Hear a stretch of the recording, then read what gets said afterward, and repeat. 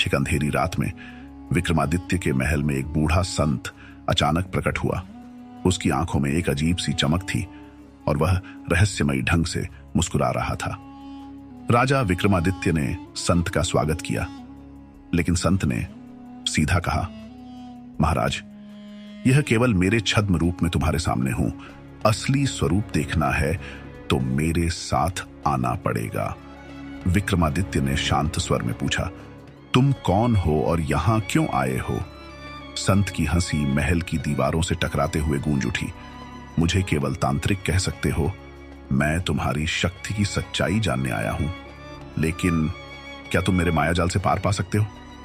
इस पर विक्रमादित्य ने हंसते हुए उत्तर दिया, तुम्हारे जादू के पीछे छुपी सच्चाई को समझने की कोशिश तो जरूर करूंगा।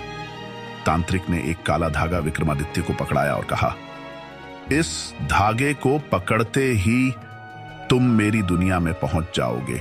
यदि तुम वहां से वापस लौटे तो तुम सच में महान राजा हो। विक्रमादित्य ने धागा पकड़ा और अचानक चारों ओर एक घना अंधकार छा गया। अगले पल विक्रमादित्य ने खुद को एक अनजाने जंगल में पाया। वहां सैकड़ों आवाजें गूंज रही थीं, मानो चारों ओर परछाइयां जिंदा हो उठी हों। तभी एक रहस्यमयी आवाज ने विक्रमादित्य को चौंका दिया, राजा विक्रमादित्य, क्या तुम जानते हो कि यह केवल शुरुआत है? विक्रमादित्य ने आत्मविश्वास से उत्तर दिया, शुरुआत हो या अंत, सत्य का सामना मैं जरूर करूंगा। पर तभी जंगल में से एक परछाई विक्रमादित्य की ओर बढ़ी और ठहाके लगाते हुए बोली, राजा, क्या तुम इस जंगल से बाहर निकलने का रास्ता जानते हो, या मेरी शक्तियां तुम्हें भी यहीं बंद कर देंगी? विक्रमादित्य ने उस परछाई की ओर नजरें उठाईं, जो धीरे धीरे घने कोहरे से बाहर निकल रही थी। उसकी आकृति धुंधली और डरावनी थी और उसकी हंसी का शोर पूरे जंगल में गूंज रहा था।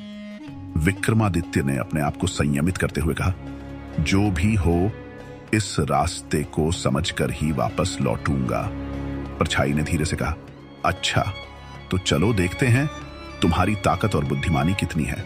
इस जंगल से बाहर निकलने के लिए तुम्हें 3 सवालों के जवाब देने होंगे।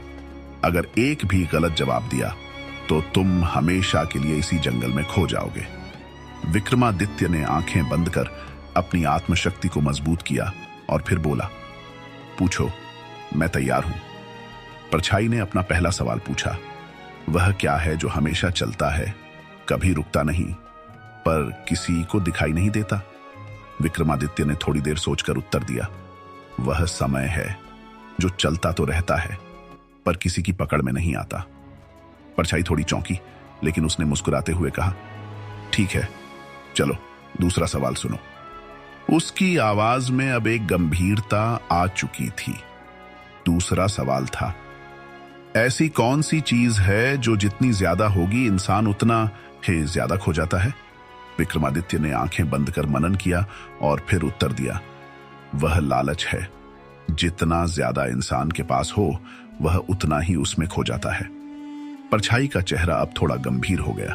उसे समझ में आने लगा था कि विक्रमादित्य सरलता से हार मानने वाला नहीं है।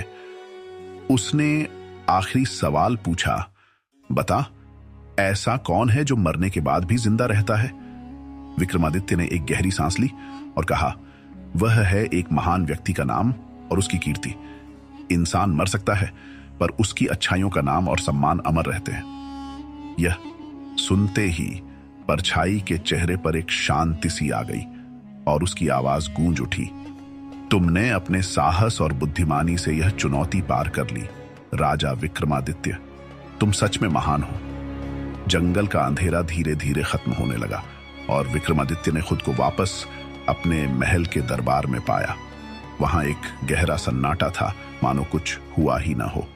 लेकिन विक्रमादित्य के मन में उस तांत्रिक और उसकी रहस्यमयी दुनिया की छवि हमेशा के लिए बस गई।